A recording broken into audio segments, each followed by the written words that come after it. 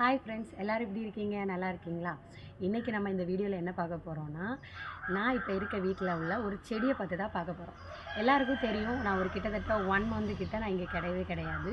So இப்போ ரீசெண்டாக வந்தப்போ அதில் நிறைய பூ பூத்த மாதிரி இருக்குது.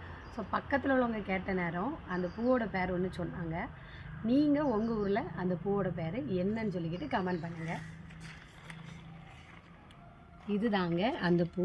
என்னை பொறுத்தவரை இது வெல்வெட்டாக இருக்கனால வெல்வெட் பூவோ அப்படின்னு நான் நினச்சேன்.